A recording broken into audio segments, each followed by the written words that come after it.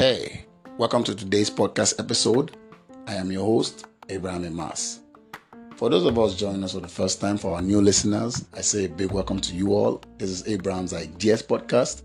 You can hit on the subscription button and the notification bell so you'll be the first to access all my new episodes.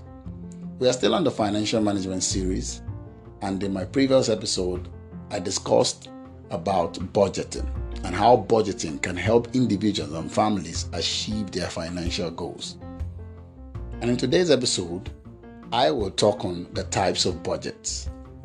So let's get into it. Budgeting is a crucial process that businesses use to plan and control their finances. There are various types of budgets that companies/businesses can use depending on their needs and objectives. The three most common types of budgets are fixed, variable, and zero-based budgets. I'm going to explain these types of budgets and also cover their advantages and disadvantages. So, number one, fixed budgets. A fixed budget is a financial plan that allocates a predetermined amount of money for a specific period, regardless of the actual performance of the business. The amount allocated remains constant and the expenses are expected to remain the same. So what are the advantages? Number one, predictability. Fixed budgets provide a high level of predictability in terms of expenses, which makes it easier to plan for the future. Number two, stability. Fixed budgets provide a sense of stability as there are no unexpected expenses or surprises. Disadvantages.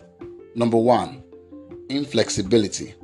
Fixed budgets can be inflexible as they do not allow for adjustment in response to changes in the business environment. Number two, unrealistic expectations.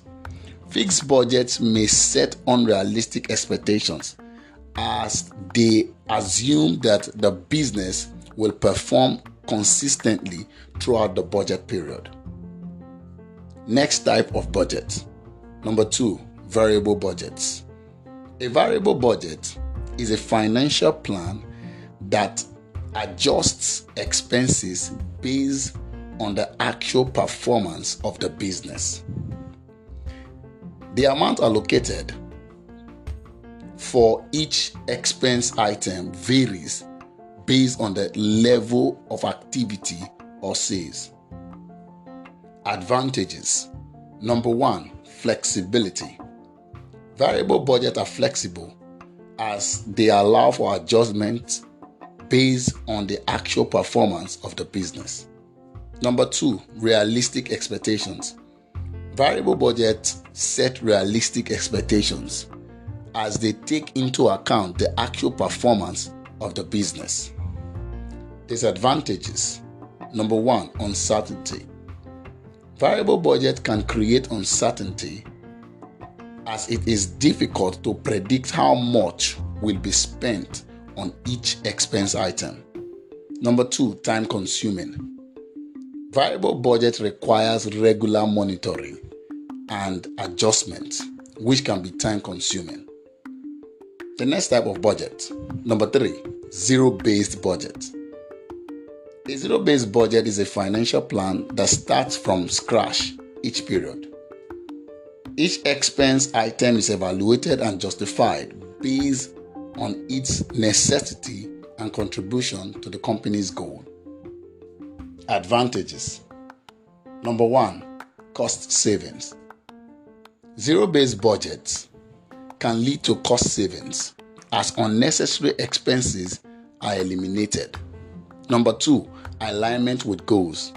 Zero-based budget ensures that all expenses are aligned with the company's goals and objectives. Expenses are aligned with the company's goals and objectives. So, what are the disadvantages? Number one, time consuming. Zero-based budgets can be time consuming as each expense item need to be evaluated and justified. Number two, subjectivity. The evaluation process can be subjective and different, as different people may have different opinions on the necessity of an expense item. In conclusion, the type of budget a company chooses to use depends on its objectives and nature of its business. Each type of budget has its advantages and disadvantages, and it is essential to consider these factors when choosing a budgeting method. So let's move to the next step of today's episode: creating a budget. Creating a budget involves several steps. Number one, gathering financial information. Before creating a budget, it is essential to have a clear understanding of your current financial situation. This includes gathering information on your income, expenses, debts, and savings. Number two, setting financial goals. Once you have a clear picture of your current financial situation, you should set some financial goals. These goals can be short-term, such as paying off a credit card, or long-term, such as saving for retirement. Number three, prioritizing expenses. After setting your financial goals, you should prioritize your expenses. This involves deciding which expenses are essential, such as housing and food, and which are discretionary, such as entertainment.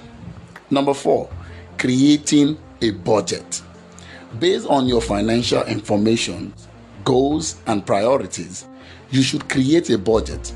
This should include a breakdown of your income and expenses, as well as a plan for saving and paying off debts. So, examples of common expenses and how to budget for them. We're going to look at the important ones. Number one, housing. Housing is often the most significant expense for most people.